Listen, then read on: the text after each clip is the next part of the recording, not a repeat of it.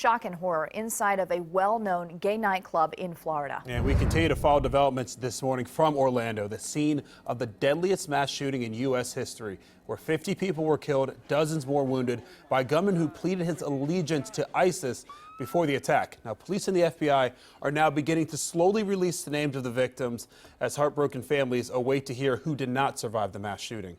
We have team coverage this morning as the investigators work to unravel the motive behind this terrorist attack. Leanne Gregg joins us live now with new information on the search for answers and the man police have identified as the killer. Leanne?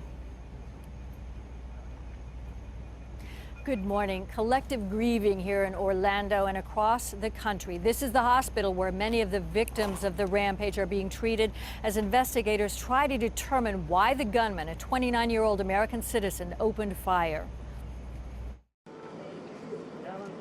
In the aftermath of the worst mass shooting in U.S. history, reaction is sorrow, horror, and disbelief. I want to wake up.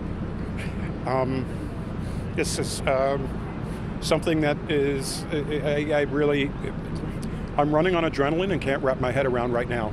Gene Abraham's former boyfriend is among the dead. He was really happy. He always likes to joke. He likes to make people laugh. The gunman, 29-year-old Omar Mateen. Authorities say he was known to the FBI before the attack and had been looked at by agents within the past few years. He was licensed as a private security guard in Florida. State records say he's held a firearms license since 2011 and was well armed when he entered the club early Sunday morning. The weapons recovered from the suspect who is dead was a handgun and a AR-15 type assault rifle. An unknown number of rounds, but there were additional rounds. Mateen's father told NBC News his son got angry when he saw two men kissing, and maybe that's why he went after a gay club. At the White House, President Obama ordered flags to be flown at half-staff. In the face of hate and violence, we will love one another. We will not give in to fear or turn against each other. Across the country, Americans pause to mourn the victims. In Boston, a moment of silence at the city's annual Gay Pride Parade. In New York, a vigil as the nation tries to comprehend what happened and investigators try to find out why. The FBI had investigated Mateen twice for alleged comments he made about terrorism, but both those cases were closed. From Orlando, I'm Leanne Gregg. Back to you. Leanne, thank you. The mass shooting at the Florida nightclub yesterday is really hitting close to home. Support has continued to grow in the last 24 hours for the families and the victims of the attack. Comes just before we really kick off Pride Week here in Columbus, which celebrates our city's gay and lesbian communities. NBC4's Dan Perlman joins us now from the Short North, where a memorial that's honoring the lives lost in Orlando. Dan?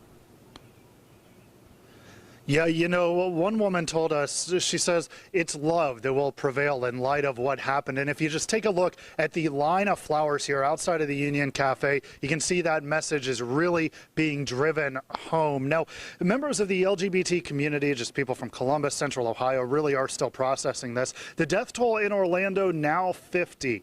Two vigils here this past weekend, proving a lot of prayers are sent that way. This is being looked at not just as an attack on the gay, the LGBT community, but really this country as a whole.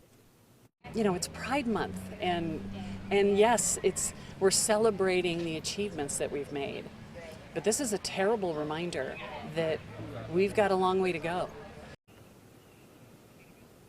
And as you heard, it is Pride Month, Pride Week here in Columbus. Obviously, a lot of activity will be surrounding that, so a lot of eyes, a lot of security on all of the events surrounding the week. Live in Columbus, Dan Perlman, NBC4.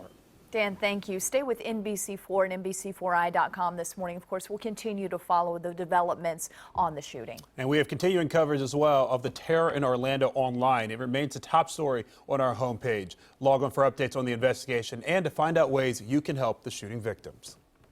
Just a terrible situation.